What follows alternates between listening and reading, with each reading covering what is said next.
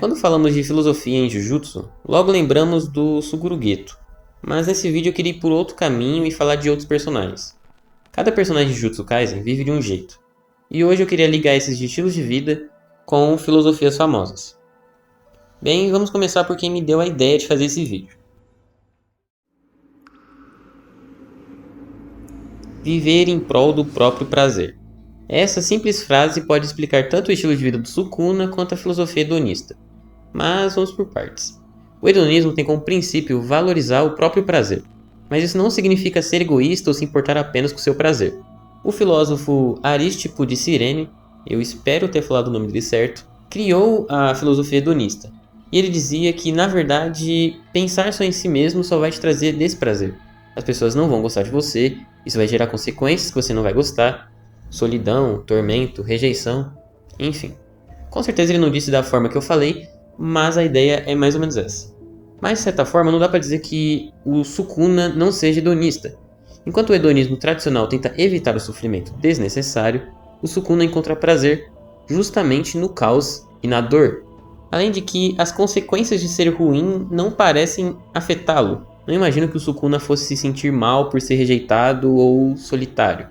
E seria muito difícil ele ser atormentado por alguém. O que dá para tirar disso é que o Sukuna é alguém que segue o hedonismo de forma extrema. Ou que o problema é que o prazer Sukuna existe acima de qualquer valor humano. Se falamos do Sukuna, é impossível não falar do Itadori. Talvez Yuji seja o mais fácil de relacionar a uma filosofia. No caso, a filosofia do humanismo. O humanismo tem como foco o valor humano, o bem-estar das pessoas. Alguém que segue essa filosofia de vida defende empatia, razão, a ética baseada no bem-estar humano.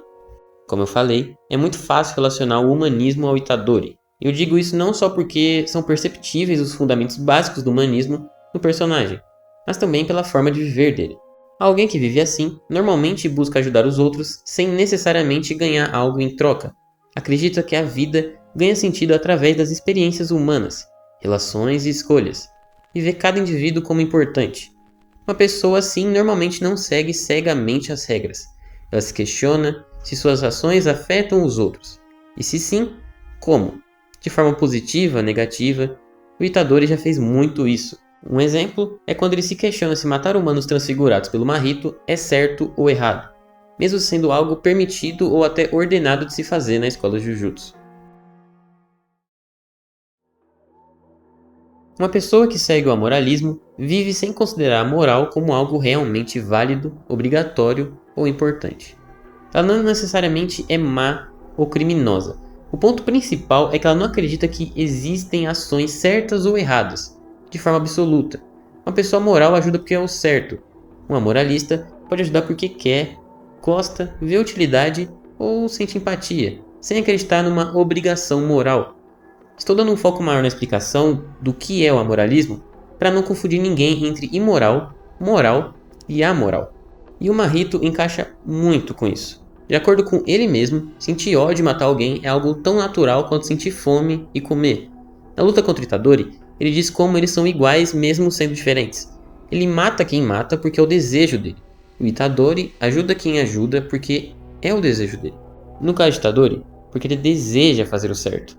Já o Mahito só deseja se satisfazer. E nesse quesito, o Mahito é bem parecido com o Sukuna.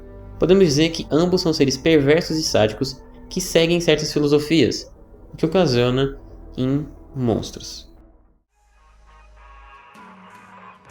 Alguém que segue a filosofia de vida baseada no elitismo geralmente acredita que existem pessoas superiores às outras. Inteligência, disciplina, força, cultura é um dos aspectos que alguém pode ser superior ao outro na visão elitista. Uma pessoa assim costuma viver de um jeito mais focado em excelência pessoal, busca ser acima da média, autoaperfeiçoamento constante, estudar, treinar, produzir mais, competir, enxerga a vida como uma disputa entre fortes e fracos, valoriza mais pessoas consideradas competentes ou grandes e despreza a mediocridade. Dependendo da forma como isso é levado, o elitismo pode aparecer de maneiras diferentes, tanto boas quanto ruins. E, pensando bem, isso pode ser levado para todas as filosofias, né? E já que estamos falando de Suguru Geto, é óbvio que o elitismo se manifestou nele de maneira negativa. Uma pessoa elitista arrogante pode pensar: sou melhor que os outros. E aí surgem comportamentos como arrogância, desprezo, necessidade de superioridade, falta de empatia e tratar valor humano como hierarquia. Acho que não preciso nem falar nada, né?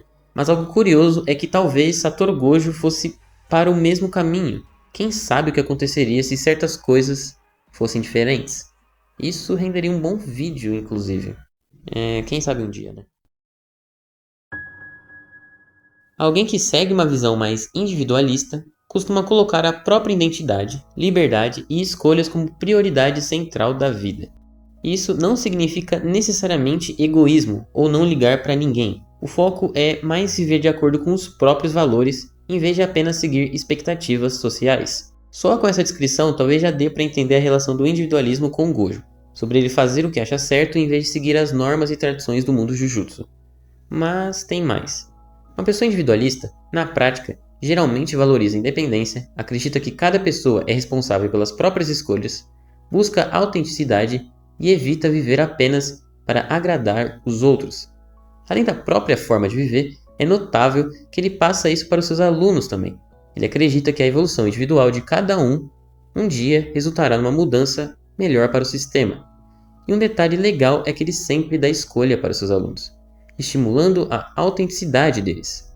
Para Itadori, ele dá as opções possíveis a ele, que era ser executado na hora ou depois de absorver os dedos Sukuna.